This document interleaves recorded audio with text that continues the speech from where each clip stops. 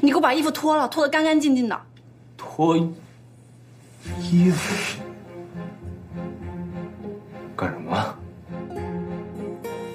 哎，你想什么呢？我是让你把衣服脱下来，我给你洗了。我闻着是脂粉味，我头痛。脱。快。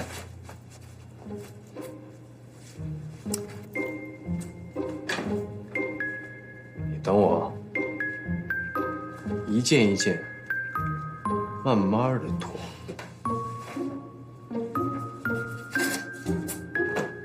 脱。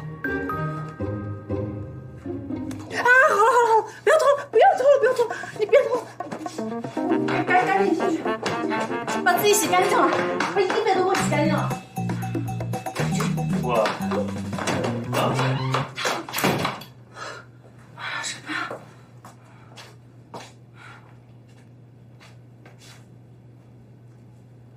他齐想总在这儿玩，我也想请你多留一会儿，只是我要说的话或许不中听。陆教授，您说。这一次总商会会董竞选，我听说你在其中颇有动作。冯秘书一直反感黄老板，竟然也被你搬动，出面力助黄老板当选。陆教授真是抬举我，只是黄老板在商界驰骋已久，能力和威望均在其他候选者之上，理应当选会董。总商会以拓展商务、强盛商业为目标，其会董是领头者，是实业的匡扶人，是权力者，但更有振兴经济之意。黄老板当选会董，自然也会匡扶实业，扶持经济。他会吗？为何不会？恐怕您有所不知，京安分号在贝勒路大兴土木，建造万德园，正是为了给百姓谋福利，也是为了让小商小贩走进大雅之堂。这一切若没有黄老板的条件，恐怕是完不成的。恐怕你的话说得太早了。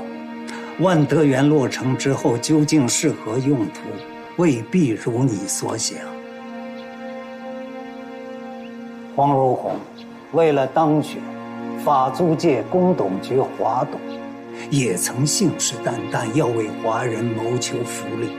可是他当选后第一个动作，却是在碧勋路开设了一家新赌场。此事我不知情，也未参与。一志啊，一志，你有一身的本领，到底打算用来做什么？吴教授，我做的还不够多吗？你一提醒我，我就想方设法承包了申请沙场全部的融资，没有给招正银行一点机会。这就够了吗？吴教授，我无非是个钱庄掌柜，您还希望我做什么？我希望你不要用“无非”两个字来形容你的事业。你是钱庄老板，是金融业者，没有什么比金融业者距离浮华虚荣更近的了。稍不留神，你会出了底线，走上追名逐利的歧途。我希望你不要在这条道上被黄老板拉得更远。如果追名逐利是一条歧路，那什么才能给我尊严？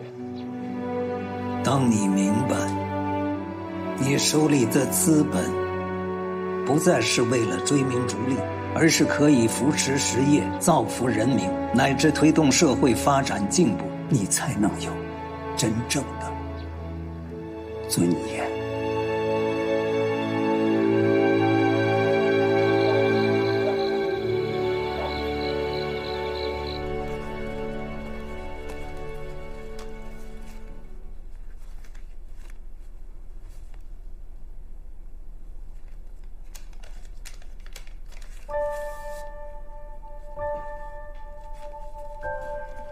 陆兄敬启，来渝考察已有1周，今日与利兹通电，因我离师出差，错失其演讲，利兹不满，扬言取消我为父资格，今后要与我称兄道弟。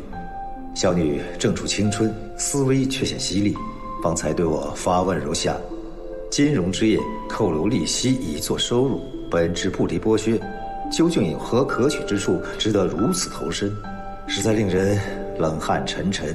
不禁想起与陆兄讨论对农村放款一事，此事无利可图，但能造福百姓。正如陆兄所言，金融之业理应以资本反哺民众，我也当尽快着手实施该策。没有什么比金融业者距离浮华虚荣更近的了。稍不留神，你会出了底线，走上追名逐利的歧途。我告诉你，我所说的尊严，不是吃饱穿暖，不是小有建树，而是真正的存在，是所有的眼睛投向你的，都是仰视的目光。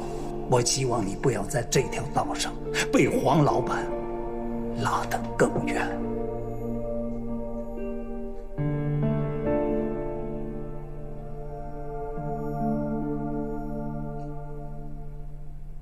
老板，复命剂还是查不出个所以然。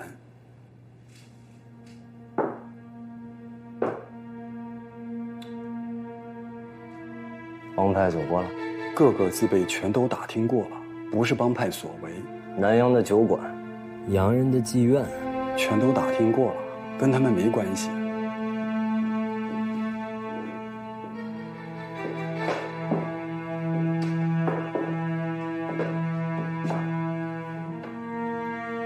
那就无中生有，引风吹火，往程一志那烧。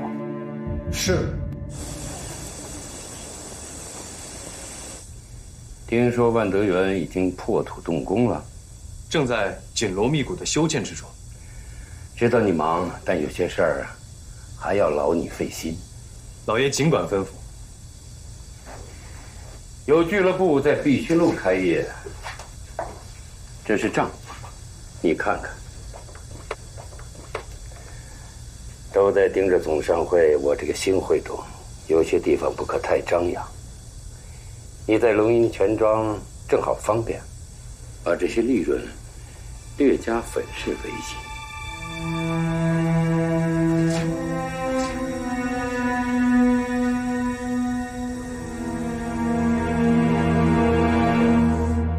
户主银行正在公开募股。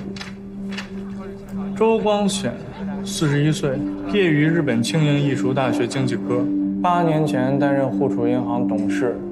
你爸爸去世以后，经董事会推荐，成为了现任的总经理。就这些。这张募股书的背后是现在户主银行的所有架构形式以及各部门的负责人。如果你想知道谁是周光显的嫡系，如图所记就行。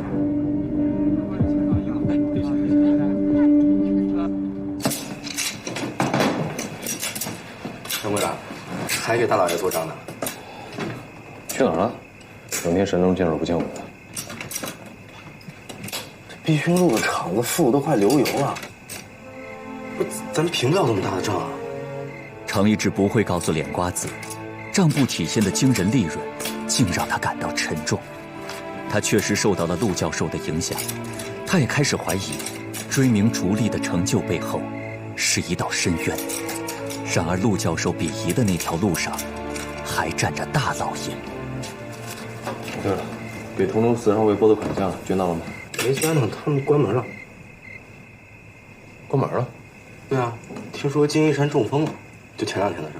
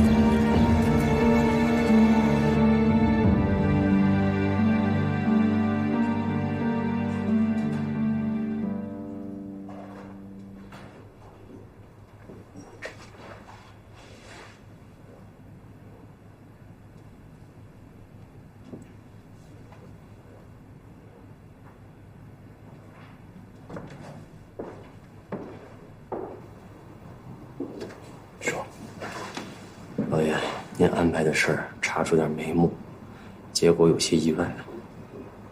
查出什么了？与傅命记勾连最深的人，竟然是龙营钱庄的协理，姓庞名峰，人称脸瓜子。脸瓜子。而且此人是程掌柜最信任的跟班。此事牵连颇深，也不知道该不该查下去。爹，我在呢。爹，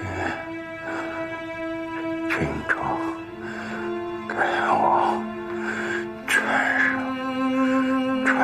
上。爹，咱不急，咱还一起过新年呢。保护不了你了，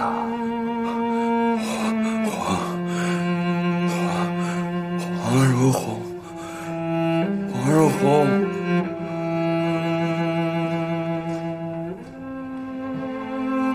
爹，我在。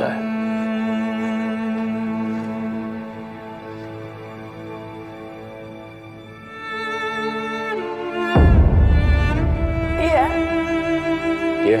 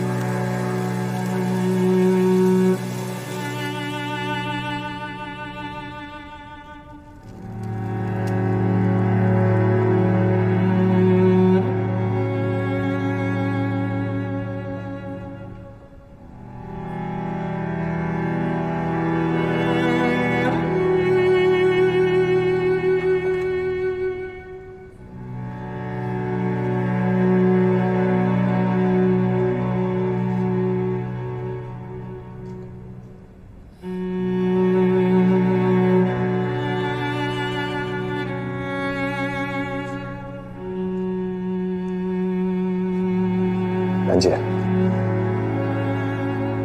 你起来。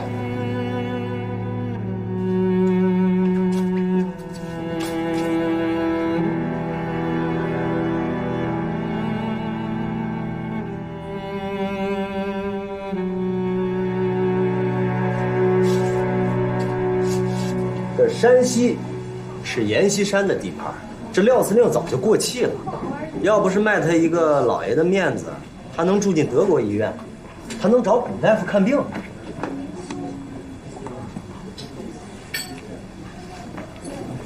大早上你们都看见了吧？一大早，房军长就来巴结我们老爷。他想不想当司令，能不能当司令，全看老爷愿不愿意在背后支持。这帮当兵的现在学精了，知道此一时彼一时。那过去嘛，哎，雷老板少说两句，这话让老爷听见也未必高兴。怕什么？老爷不在，听不见。雷老板，哟，李子，这廖司令头七还没过呢，兰姐平时对你有恩，也不是一两天了。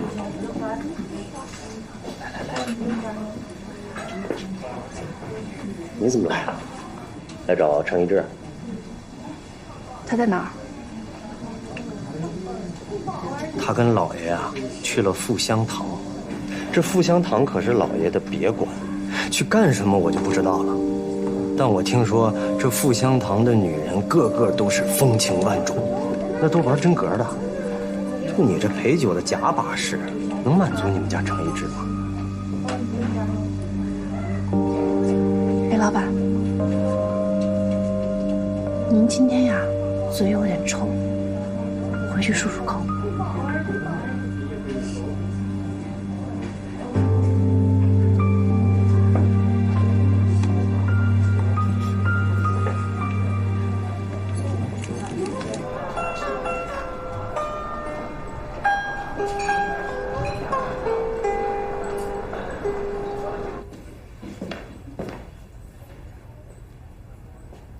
老爷，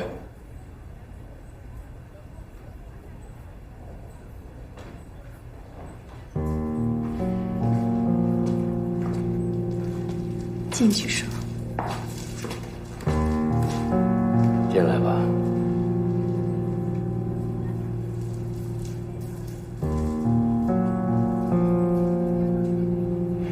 自在了。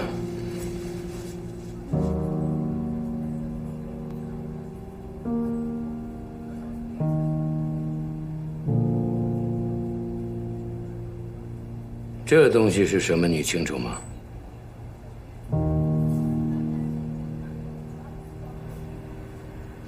并不知晓。它叫复命剂，由鸦片精炼而成，流入市面已半年有余。现在在沪上越发流行。这东西刺激性强，极易上瘾。近几日已有多人因服用它暴毙而亡。此物生产、流通、贩卖十分严谨保密，始作俑者更是身份成谜。有可靠线索表明，我龙营钱庄静安分号与此事有关。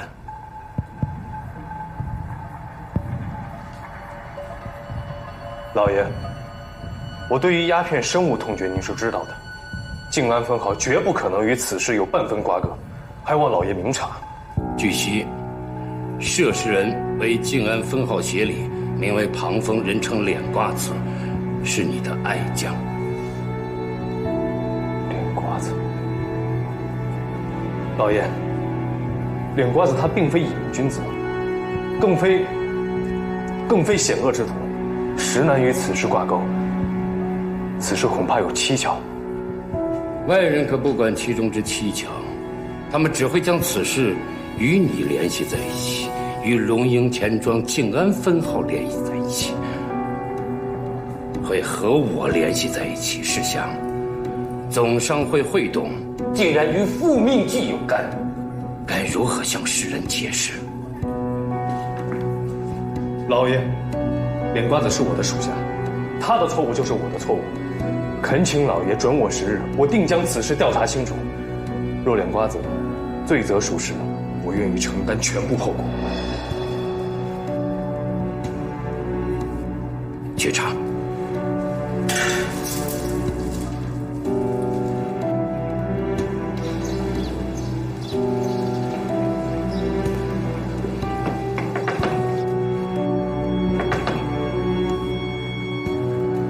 谁啊？我。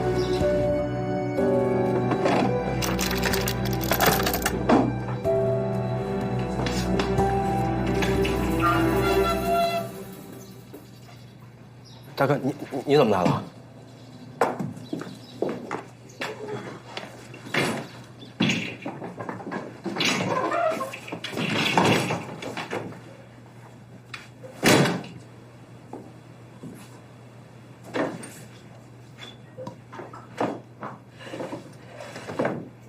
这是什么？没什么，大哥。松开！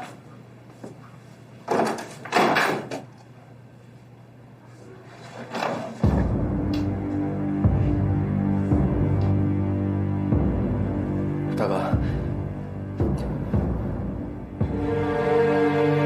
别敢叫大哥！不是大哥，你听我说，你上次不让我碰鸦片了之后，我就再也没有碰过这个东西了。我只是靠它来挣钱的，真的，这个东西特别挣钱。大哥，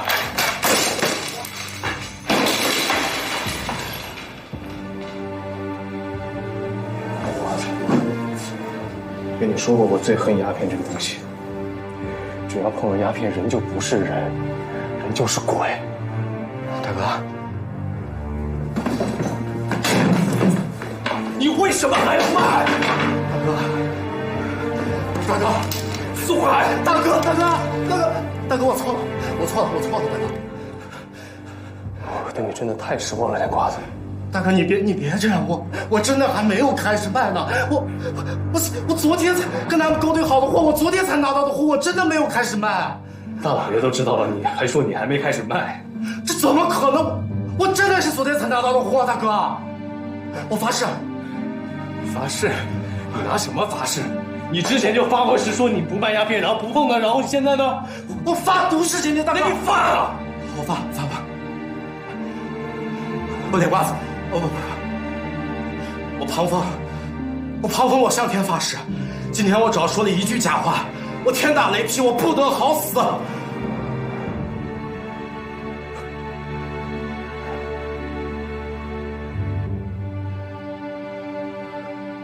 行，没让你站起来，说说，从哪儿拿的货？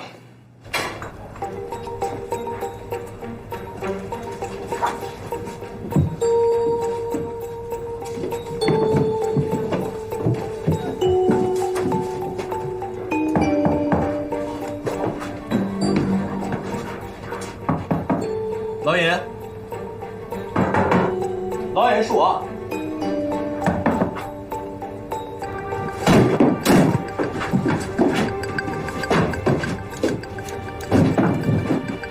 人呢？我不知道啊。你跟这老尹怎么认识？我们在呼吸酒楼认识的。不过我跟他也不熟，我只是求他从他那拿货。你他妈被人利用了！被谁利用了？大老爷刚刚坐上总商会会董的位置，这把金交椅多少人看着呢？你弄这么一出，牵连了龙吟钱庄不说，让大老爷的颜面往哪搁？那我是不是死定了？我是不是死定了？那你救我，大哥！你先消停会儿。现在当务之急是把他查清楚。去呀！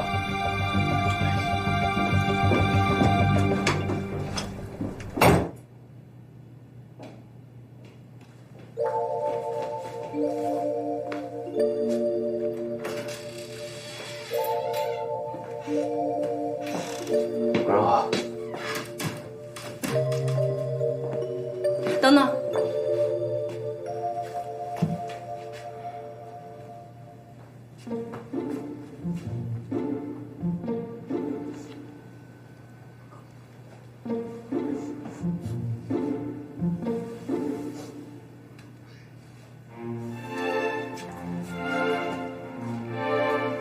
我身上有汗臭味吗？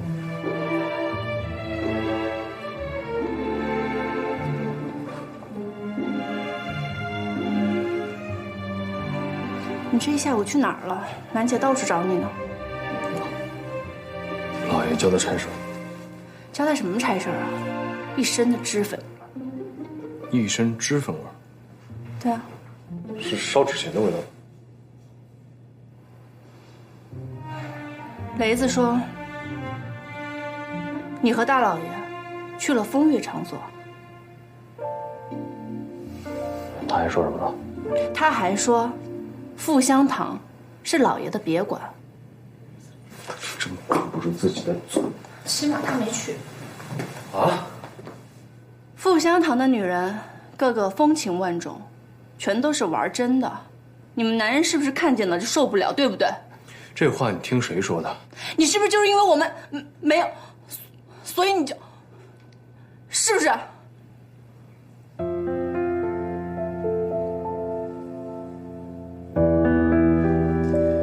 你说什么？你再说一遍。你知道我在说什么？我知道。你吃醋了？切！什么吃醋？谁吃醋呀？你随便爱去哪儿去哪儿，想找什么女人找什么女人。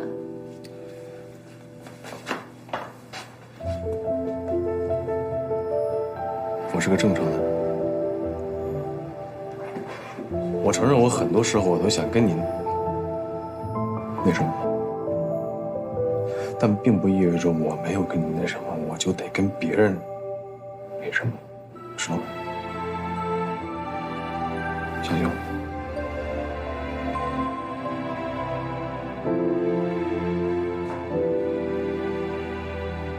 那你没找女人，那是大老爷去了。此事你知道便可。往门口告诉兰姐。知了司令刚过，兰姐要是知道大老爷在外面有小，这心里指不定多难受了。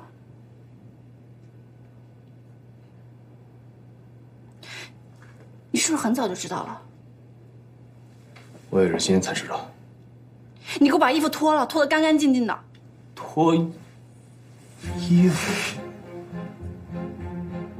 干什么啊？哎，你想什么呢？我是让你把衣服脱下来，我给你洗了。我闻着是脂粉味，我头痛。脱。快。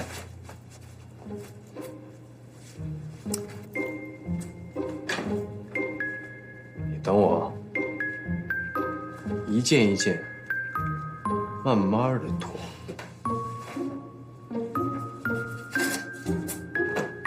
脱。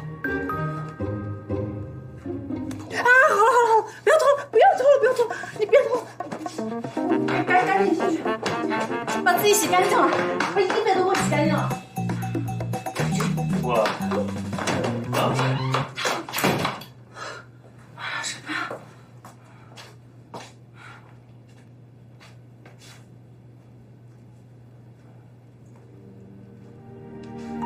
那是大老爷去了。此事你知道便可，万不可告诉兰姐。你是不是很早就知道了？我也是今天才知道。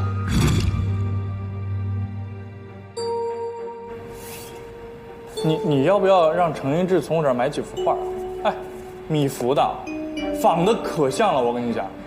富香堂，你去过吗？哼，小瞧我是吧？上海最有名的风月场，那多少达官显贵都在里面流连忘返。我为了收集情报呢，我可是没少去啊。黄文宏的别馆就在那儿。你确定？您来这什么图啊？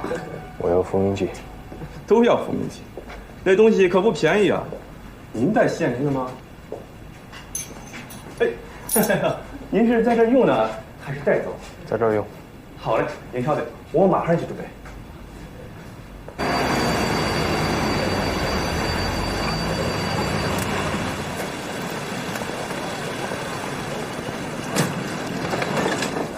妞妞啊，来，排练完了以后早点回去。好，别弄得太晚了。来，拿着。爸爸再见。好，再见。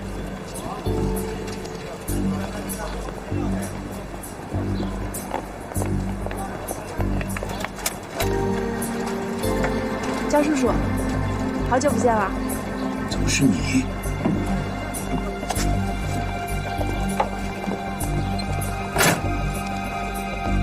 开车。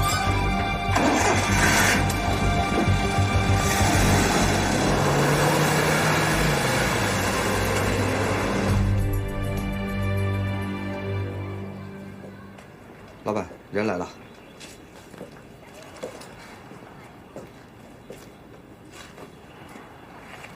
薛老板，云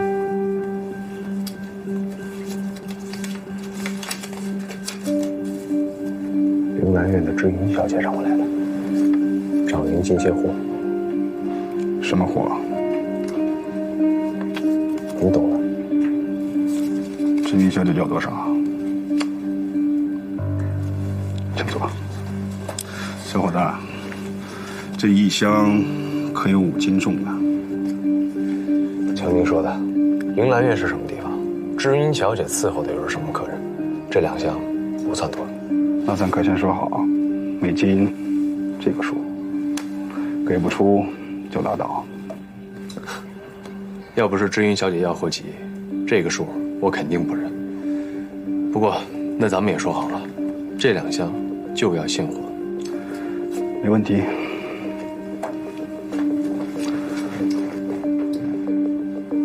话说这复命记1天1个价，这买回家可是包赚不赔啊！要不我也来2箱？那可真对不住你，你要再要2箱，得等4天。4天？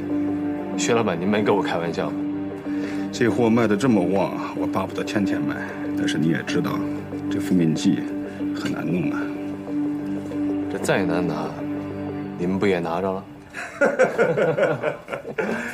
老板，不好了，出事了！老板，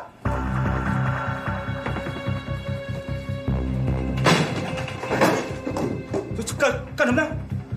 还有多少货啊？他交出来。误会，这货不是我的，真不是我的。我们都是通知为文老板的人，我哪敢在他眼皮底下藏这些东西？你说是吗？文老板给你运土，你不卖；给你穿土，也不卖。那你想卖什么？复命剂吗？不，那要看你有没有这个命。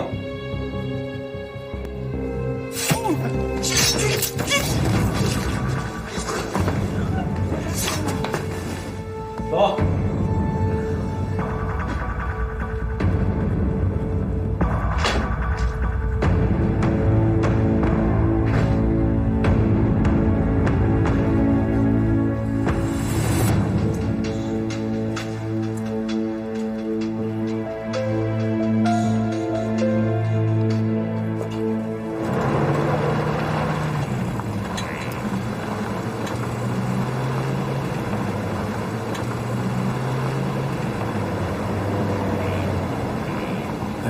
停一下，你先下去待一会儿，啊。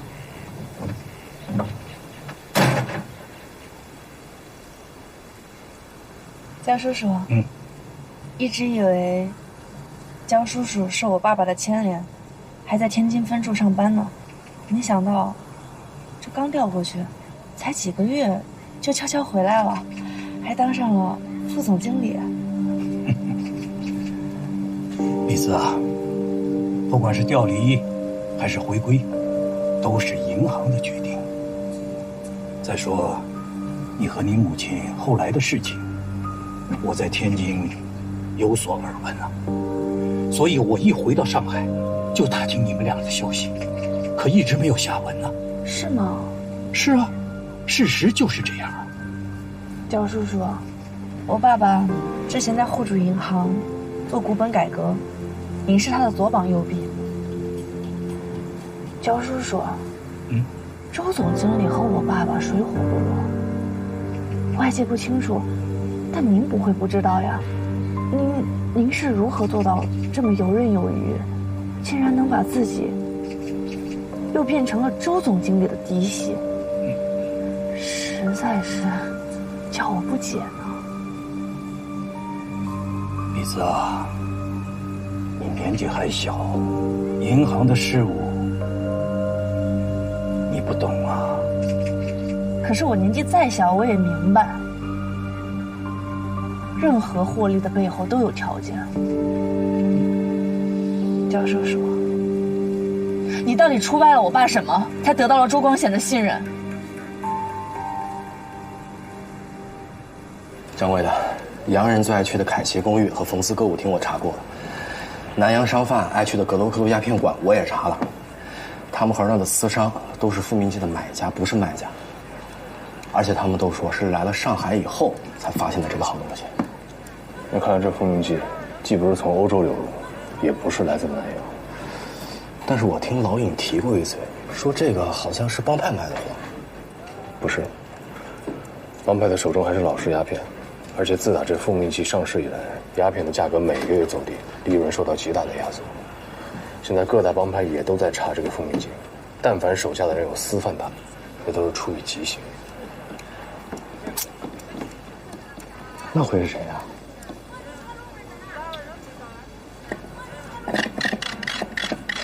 焦叔叔，我爸那样的冤死，您不可能无动于衷。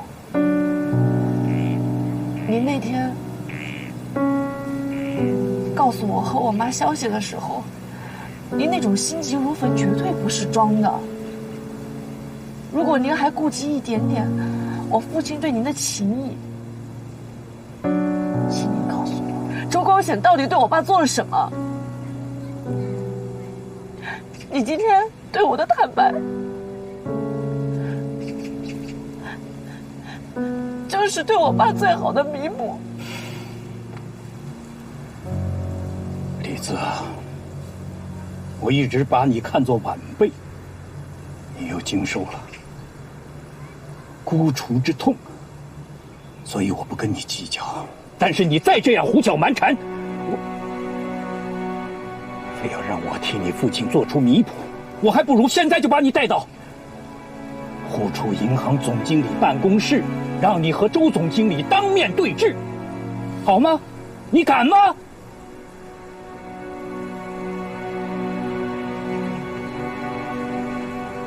李泽，我劝你还是下车吧。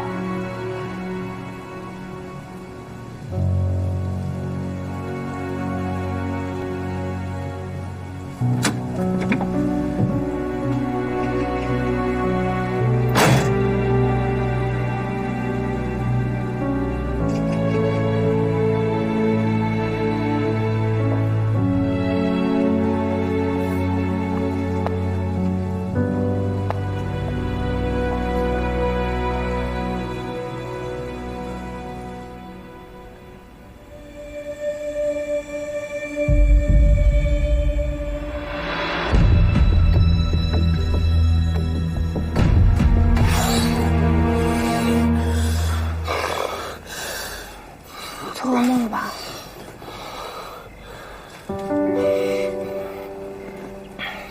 我刚刚看你挣扎了半天，没敢叫醒你。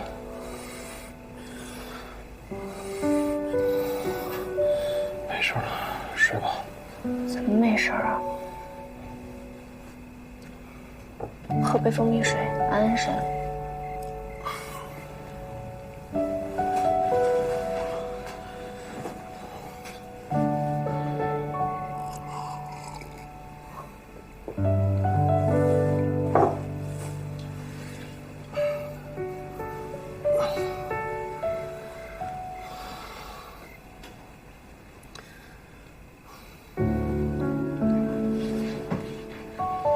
要不，我给你唱首歌吧。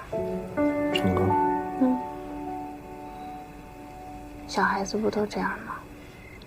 做噩梦的时候，你妈妈不会给你唱歌吗？我很小的时候就没有妈妈。那我给你唱。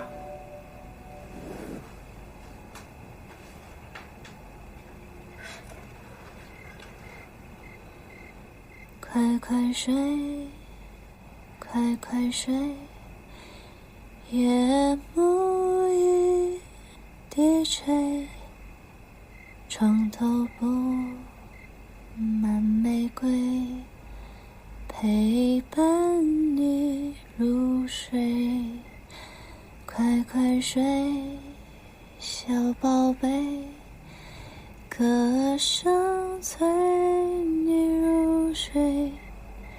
快快睡，小宝贝，歌声催你入睡。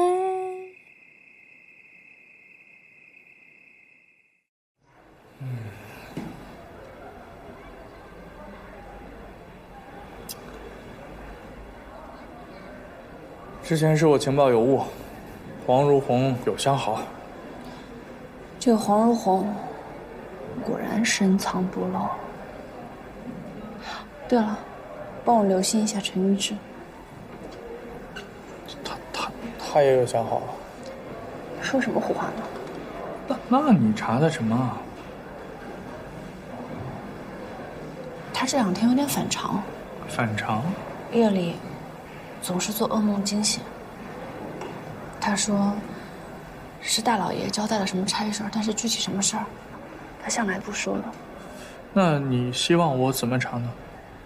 我是查出他有事儿，还是他没？那得看你究竟能查出些什么呀。好。对了，再帮我一个小忙。春秋英文剧社马上要排演《洛桑决4》了，能不能帮我弄一张演员负责人的名片？你要这个干什么？拜托了。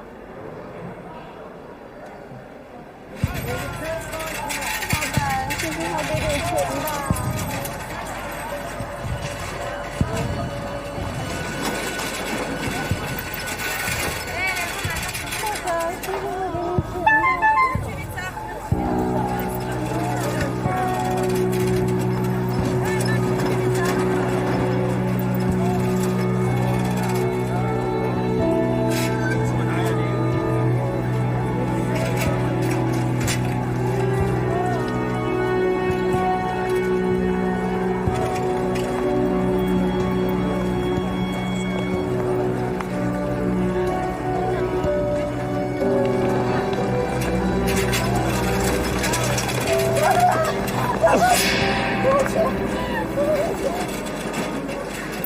去说大爷？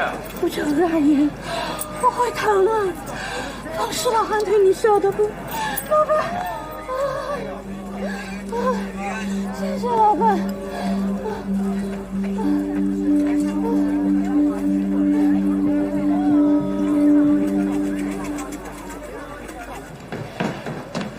小万，你现在马上跟我去药房还有诊所、去医院去查，看看最近有没有哪些病人因为服用了某种特效药剂而感到症状大幅缓解，而且现在这种药剂已经不再供应，只能靠复命剂维持。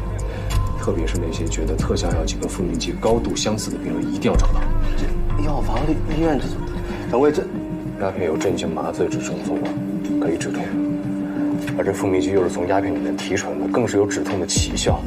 如果这复命剂不是从欧洲流入，不是从南洋所来，也不是本地帮派所为，那很有可能本来就是用医疗所用，只是被精明之徒滥之牟利。快去！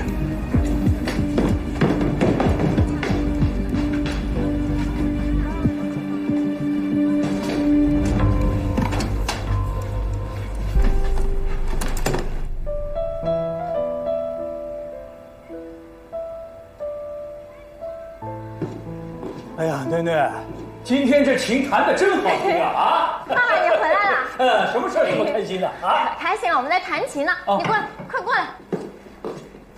这是春秋英文剧社的 Casting Daisy 小姐，这是我爸爸，他是户储银行的经理。焦先生，您好。哦，你好，囡囡，快请客人坐呀。啊，Daisy 小姐您坐。老师您坐。爸爸，我跟你说，昨天我们在大礼堂演了《傲慢与偏见》。本来这么小的一个节目，我又是演 Mary 这么小的一个角色，我想谁都不会注意到我的。没想到今天 Daisy 小姐来找我，还邀请我参加下个礼拜的 audition。Daisy 小姐，太谢谢你了。我们小女没有别的爱好，就是喜欢演戏。你会演石英，又给她这么好的机会，真是太谢谢了。来，吃点心，来大茶。伯母，您实在是太客气了。我们春秋英文剧社机会不是随便给的，主要呀还是小雨她的演技让我眼前一亮。谁知道 Mary 这么小一个角色，被她演得有因有果、有血有肉的，足以证明她的表演呀非常有天分，是吧，爸爸？是。我看好你哦。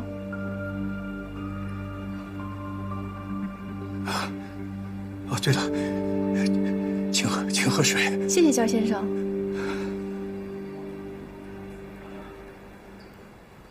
好，我知道。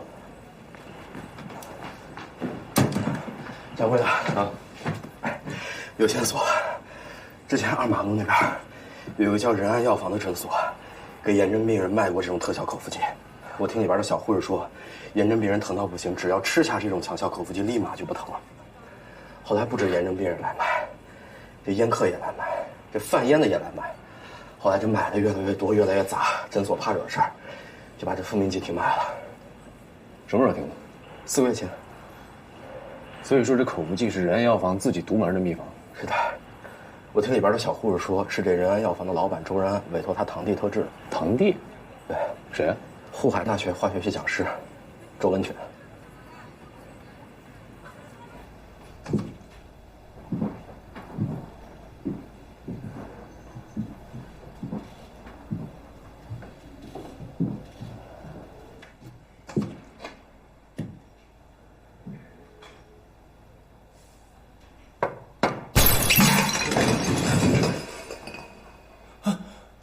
不好意思打扰了。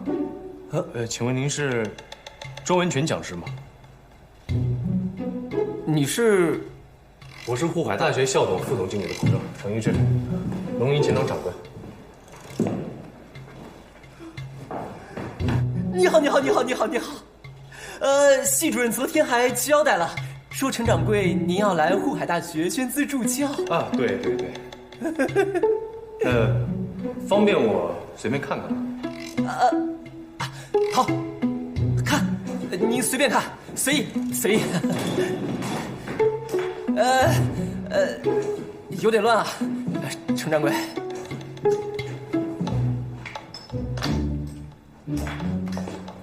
周教授，啊，你这研究的是牛奶啊？我这是给实验室赚点外快。法国爱奇洋行委托我研究高温条件下处理各种牛奶制品后，克服有效保持营养风味，并延长保质时间。爱奇洋行财大气粗，想必这笔项目的费用不菲吧？才不是。不过再少也总比没有强。你过来。啊，我过来了。我拿到这笔酬金，我想给实验室添置一台超低温反应器。啊。程掌柜，我们沪海大学王牌是商学系、英文系和社会学系，但其实化学系一点也不比他们差。啊，您说的意思我都明白。您是希望龙宁钱庄对于沪海大学的捐资助教中有一部分直接落实到化学系，对吧？对，国计民生，哪个领域都离不开化学，大到冶金染制，小到火柴肥皂，更别说与健康息息相关的制药。制药，程掌柜我明白，金融业者最看重投资回报，也不全是，一定是。我们化学系只需要一点点投资，就能给这个社会创造巨大的回报啊！哦，对了，说到制药产业，请问仁安药房的神药口服剂，是您研制的吧？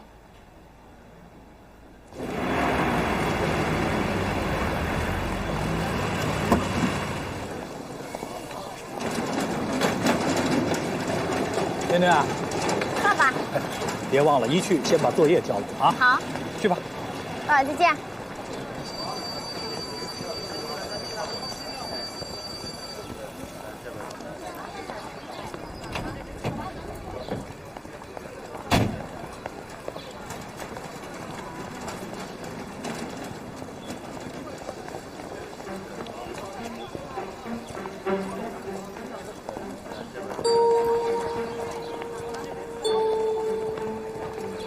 江叔叔，你在等我吧？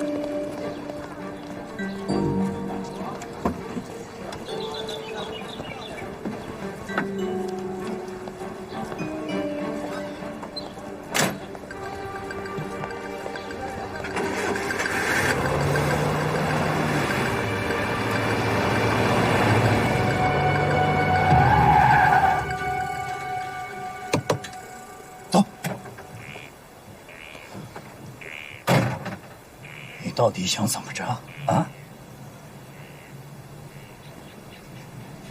江叔叔，您不欢迎我去您家做客吗？其实我也没有什么意思，我就是想去看看焦小姐生活的什么样子。说真的，我很羡慕，如果我爸爸没有因为中饱私囊畏罪自杀，我现在应该也和肖小姐一样的天真浪漫、幸福快乐。焦叔叔，您看看我这说着说着，我又开始嫉妒她了。你不许碰我的女儿！你想做什么，你可以冲我来嘛！啊，冲我来！焦叔叔，上次我找过您，您把我赶走了，我也没有办法呀。无奈之下，我只能去找您女儿。如果您想确保您的女儿能够继续天真浪漫、幸福快乐，那就告诉我真相，否则我会让她过上另一种人生。哼，你没这个能耐吧？啊，焦叔叔，你以为我还是以前的那个例子吗？我想您应该清楚，他已经向我敞开心扉了嘛。小姑娘的秘密，我比你清楚。我自己勾兑的 whisky。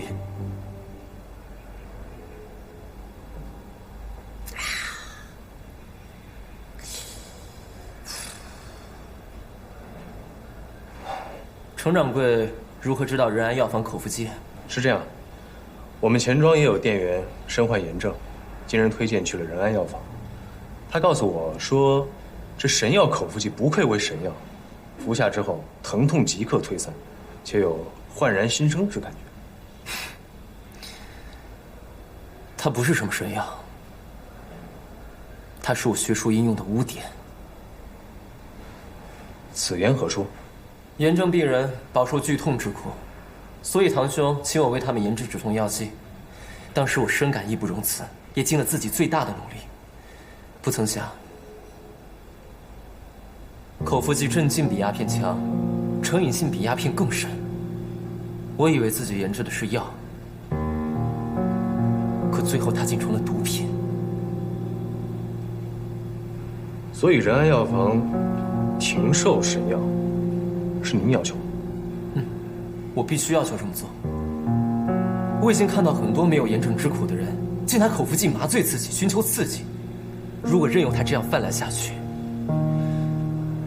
我要对很多家破人亡负不可推卸的责任。幸好他已经被我扼住了。我却觉得可惜啊。本还想着您可以将配方转让给我，我批量生产，这样的话于医于患都是幸事。不可能，我不可能把他的配方转让给任何人。他对这个社会的潜在危害远比他的医用价值高得多。周讲师，可是，一旦你将这个东西转让出去，你得到的将是数以万两的回报，足够你为实验室添置任何你想买的仪器。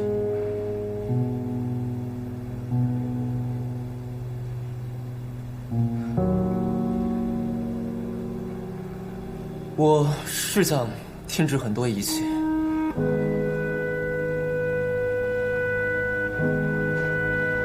我想买超低温反应器1600辆，离心提取器2400辆，真空反应机2000辆，控温导热仪3100辆。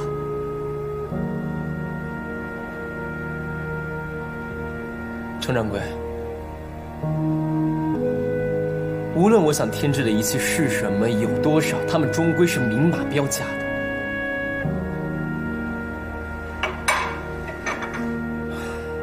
但我的良知无价。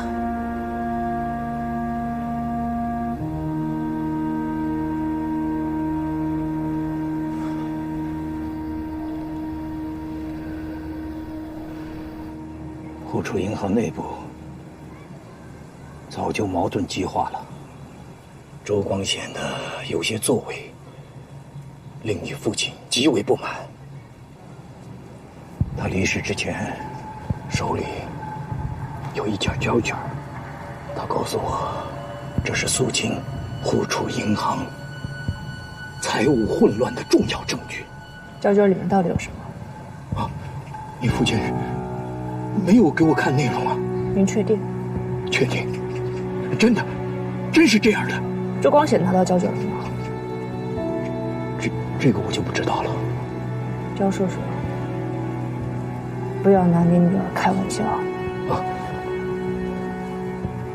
根据我的判断，周光显应该没有拿到胶卷，因为后来他还问过我，胶卷究竟到哪儿了？是不是在我手里？焦叔叔，那你到底有没有那个胶卷？不在我手里，我真的不知道它在哪儿。我发誓，我发誓。丽子，你别这么看着我，我求求你，千万别碰我女儿，她是无辜的，她还是个孩子。你有什么你冲我来好吗？我求求你了，我求求你了。我女儿还小，她是个孩子啊！你看她教出我的面子，原谅我吧。我说的都是实话。哎呀，我求求你了！大哥，既然咱们找到这复明剂的发明者了，那大老爷跟前我是不是就没事了呀？你是没事了。那么周文全，周文全怎么了？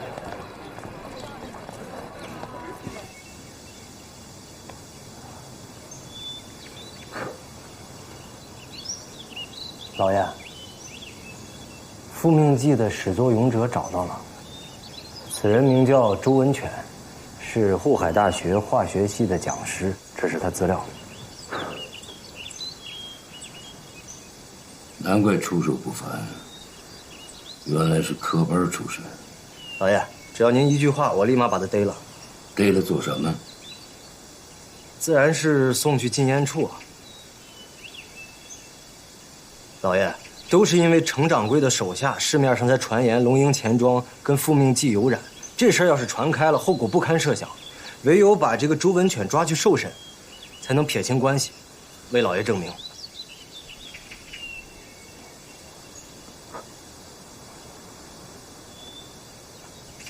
程一直来了，知道了。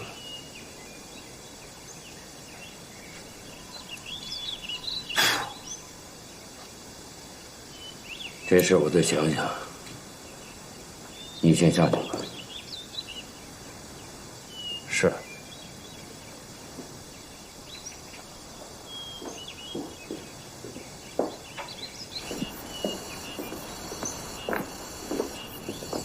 哟，原来是程掌柜来了。雷老板，请。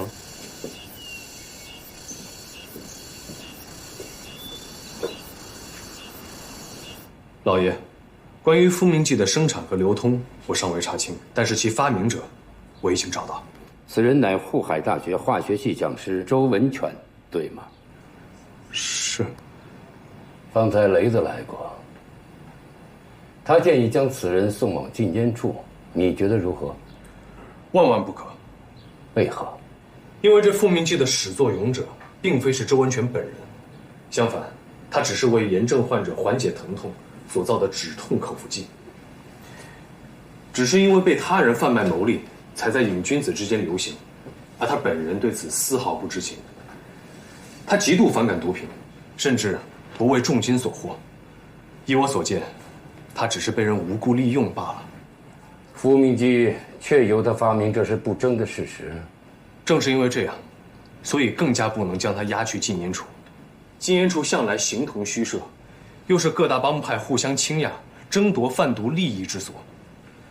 复命剂问世以来，迅速占据市场，极大地打压了鸦片的利润。所有跟复命剂有关的人物，已经成为帮派的眼中钉。此时，如果将他押去禁烟处，不但可能招致帮派的暗杀，更有可能被帮派拘禁，用于制毒。若不交出他，如何撇清龙鹰钱庄与复命剂有染的嫌疑？老爷，此事说来也正是蹊跷。脸瓜子庞峰已经向我坦白，手中确实握有复命剂，但他本人并未服用，甚至还没有开始售卖。多方渠道我也已经打听，从来没有听说过龙鹰钱庄与复命剂有染。我不知这传言从何而出，又是怎样传到老爷您的耳中？这到底是巧合还是挑拨离间？还请老爷深思。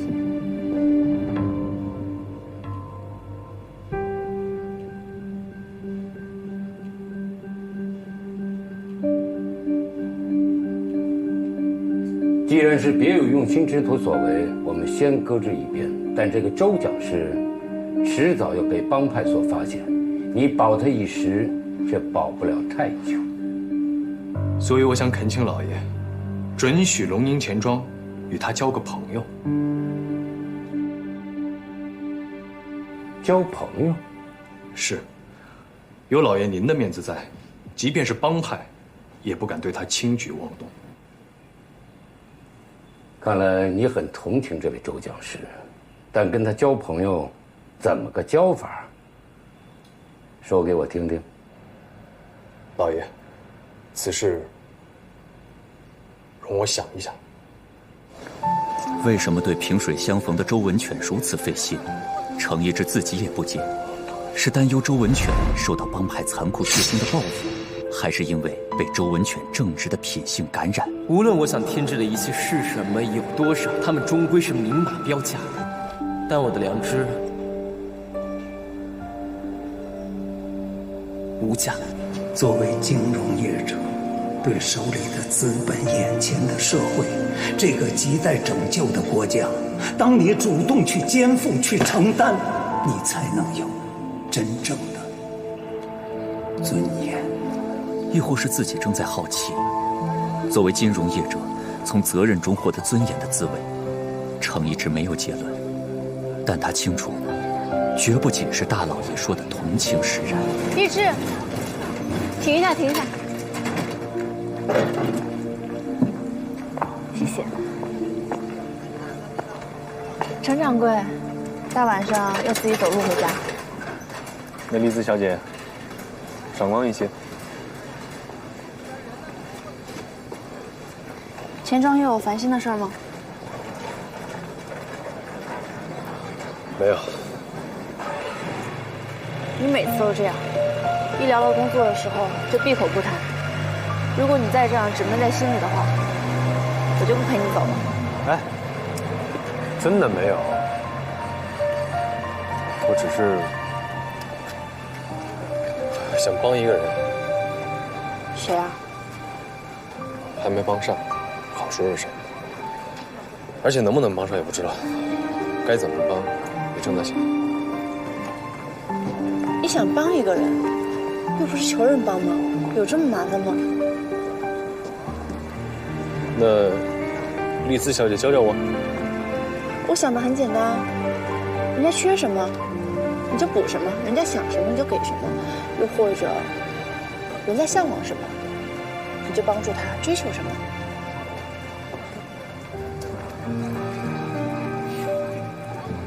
你笑什么？没有。你在嘲笑我吗？没有，真的没有。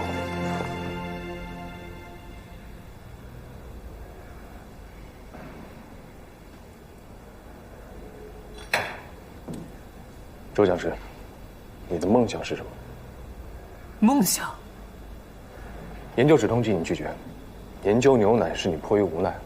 那如果我给你足够多的资金，还有你想要的仪器，你的梦想，或者说你的理想是什么？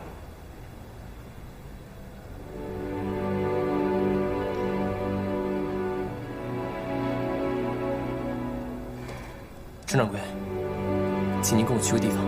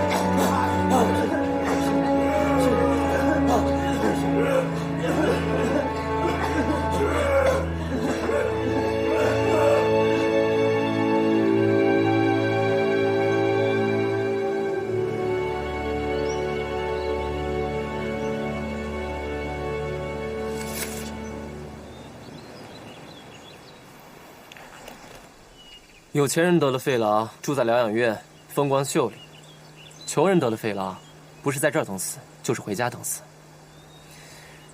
我爹也是这么死的，他在铁厂务工，车间1半多人都得了肺痨。你问我的梦想是什么？不怕被你笑话，我的梦想就是做药，做真正的药。抗老药。可是抗老药不是那么轻易的没做出来。我知道，这药需要资金，化合实验也是最费钱的。我听说欧洲那边有抗老药剂，药效还不错。那也都是天价，穷苦百姓岂能负担？国产也有抗老药，虽然便宜，但效果不佳。不瞒您说，这么多年，我一直在默默研究。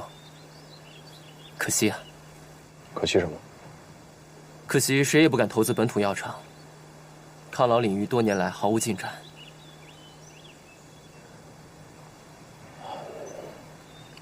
周讲师，我帮你克服难关，怎么样？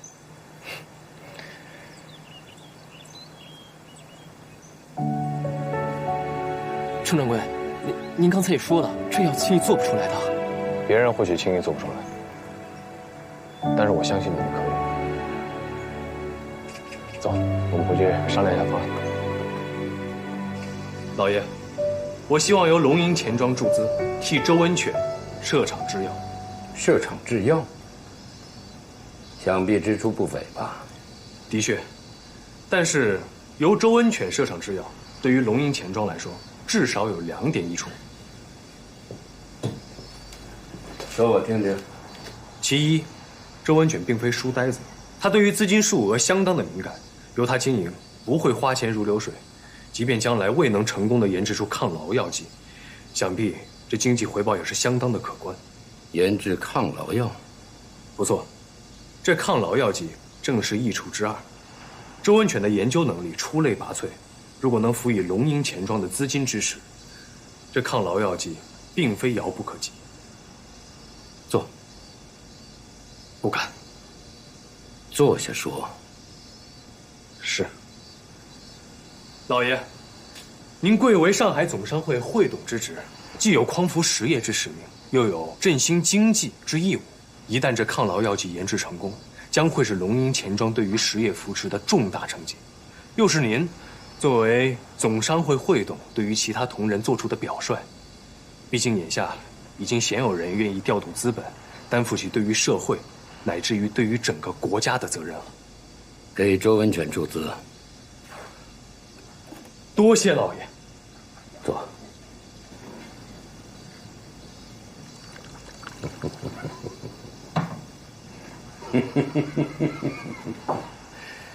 你刚才这些铿锵有力的新词儿，都从哪儿学来的？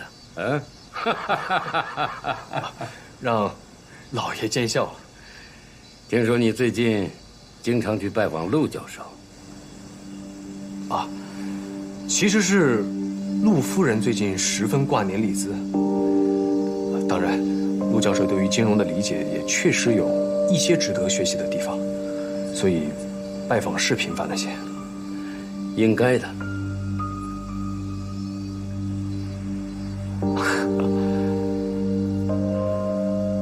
多谢老爷。1、2、3。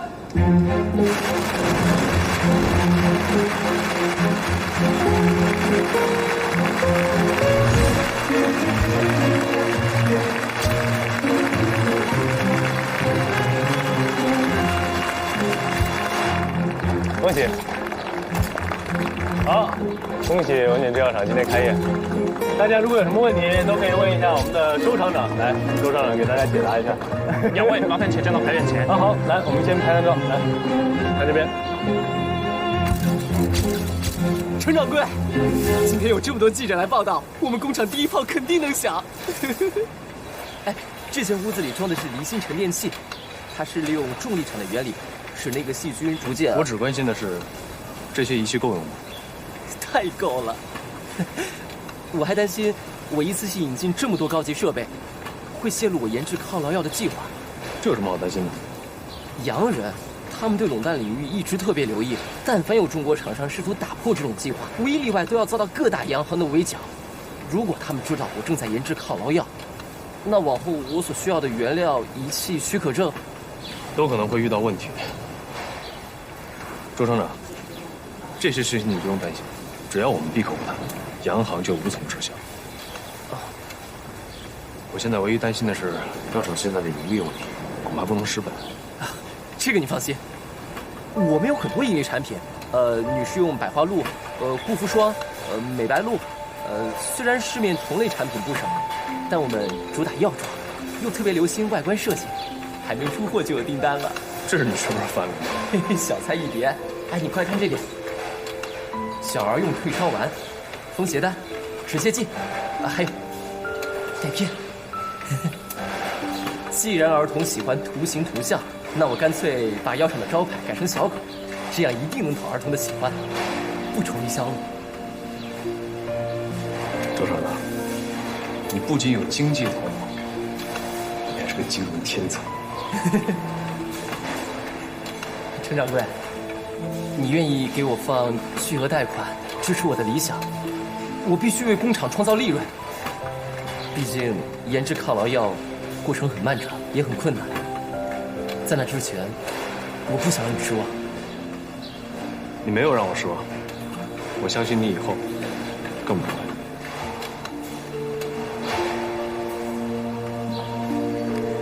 周厂长，加油！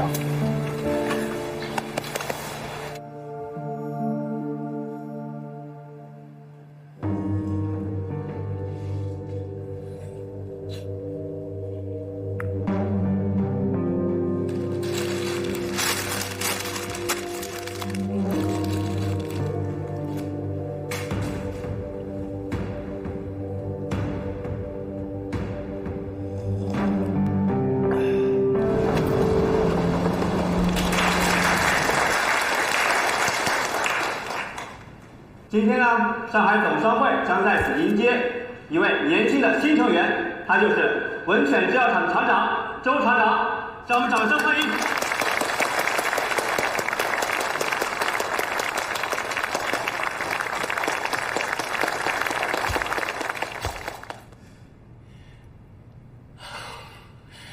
大家好，我是周文犬。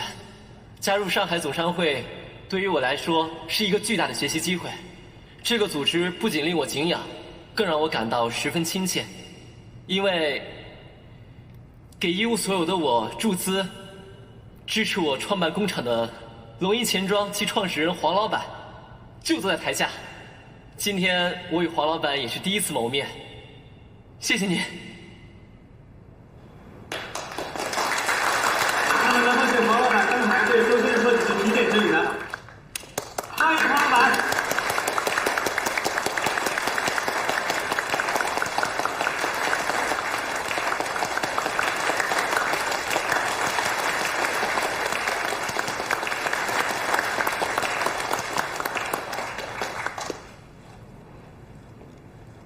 扶助青年人以实业立命，是我黄某作为总商会会董的使命。大家能够对周文犬厂长的商品如此喜爱，对周厂长能力有所认同，那是我龙鹰钱庄的骄傲，也算我黄某人不辱使命吧。当然，谈不上什么提点，只有勉励和展望。预祝周厂长研制抗痨药大获成功。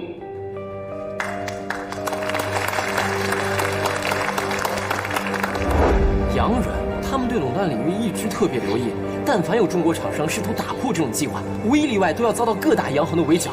这些问题你不用担心，只要我们闭口不谈，洋行就无从知晓。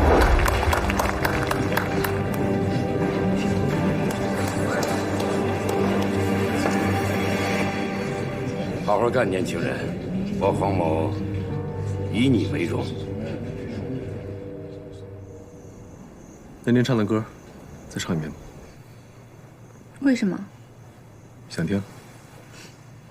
心情挺不错的嘛。其实因为前段时间脸瓜子惹了些麻烦，前前后后出了不少事儿，现在算是平息了，所以心情会好一点。难怪你这2天睡得很安稳。我睡什么样，你还能注意到呢？你就睡我身边，我不想注意也不行啊。唱吧。那你答应我一件事儿。什么事儿？户储银行的招募晚宴吗？你知道吗？知道。4大银行的汤太太硬是塞给了我2张请柬，你能陪我一起去吗？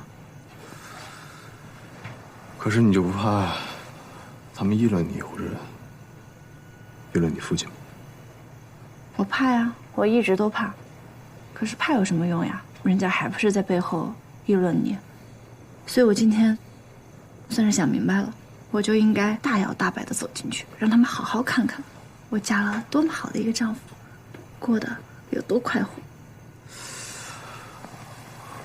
可是我听说银行的晚宴有规格，得穿西服，我只有长衫。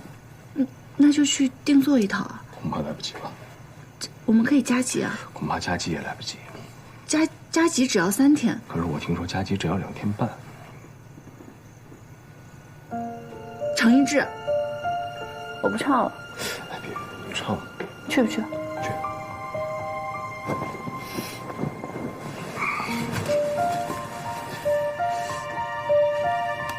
预备，起。快快睡，快快睡，夜幕已低垂，长头发和玫瑰陪伴你入睡，快快睡，小宝贝，歌声催你入睡，快快睡。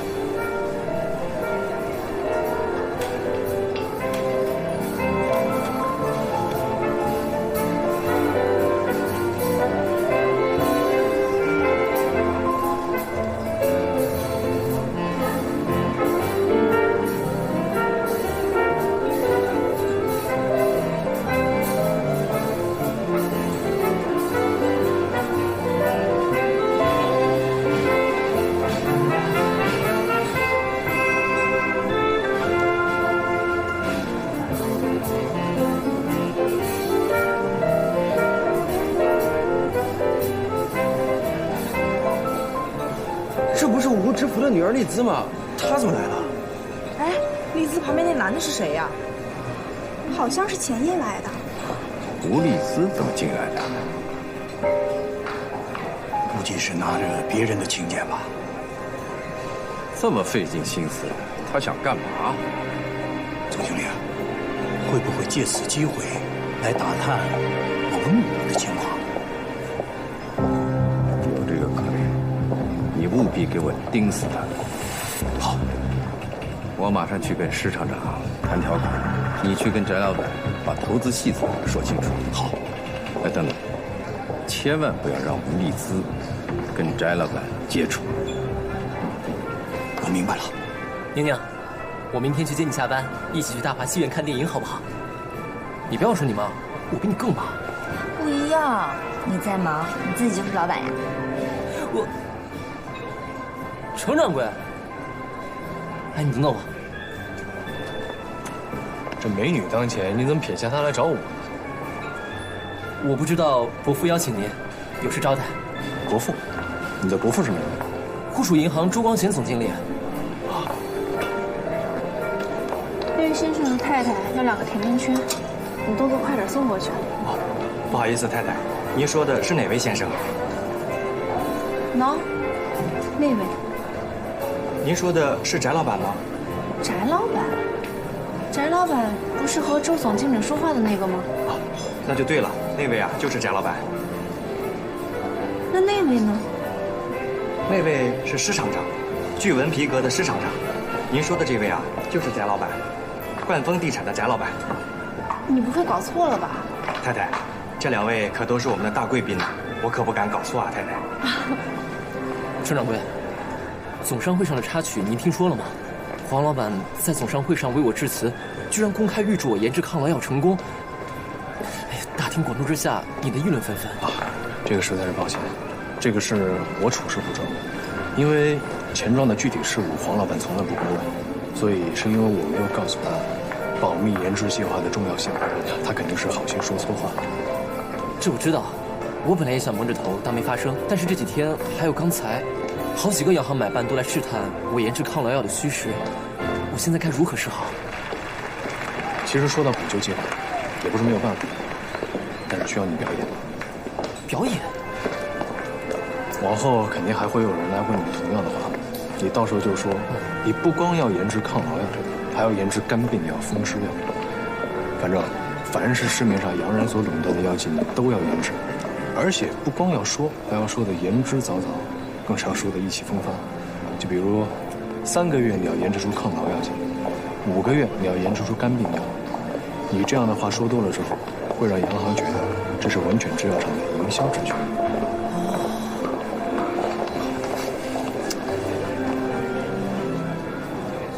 翟老板，翟老板，不知道可否赏光和我跳一曲？没问题。哎，丽子小姐，还有这么多先生没有52呀，你先跟他们跳吧，我和翟老板有事商谈。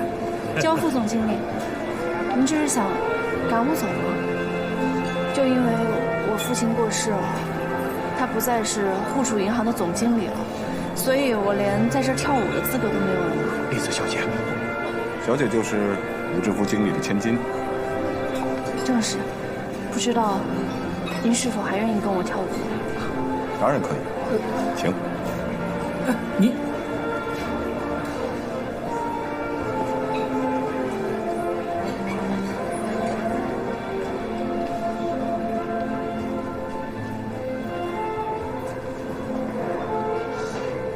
今晚是户储银行的募股晚宴，程太太专程赶来跟募股对象攀谈，难不成是为了父亲未尽的事业尽份心吗？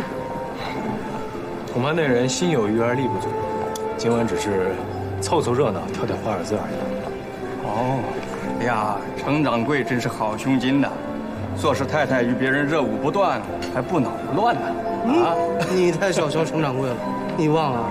之前程太太在酒廊当女招待，但是我们有眼无珠，不还请程太太帮我们陪酒吗？程掌柜怎么会在乎这些？对。丽兹倒是跟我说，之前在酒廊做招待的时候，着实见识了一些衣冠禽兽，想必二位一定不在其中。周总经理，您看一下，那一位一直跟我先生跳舞的女的是谁？吴小姐现在是越来越漂亮了。我也常听家父提到你。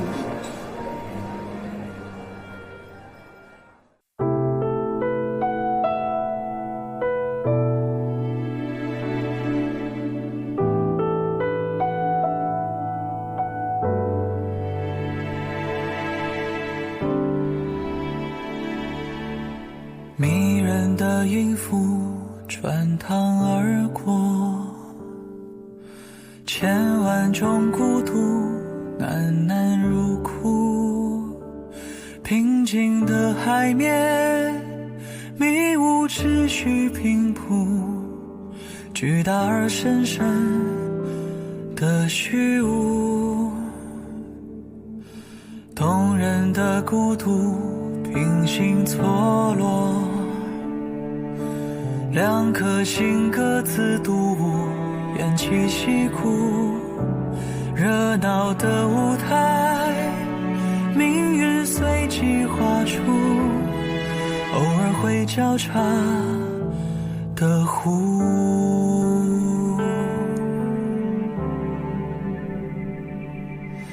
这么多错过在等我，全世界最狼狈的那一个，伤心的歌我不想听，讨好的事我不会做，别再借命运的手折磨我。所有的过错都在我，全世界最卑微的那一刻，反驳的话我不想说，莫名的错我都认了，别再用爱情的口吻捉弄我。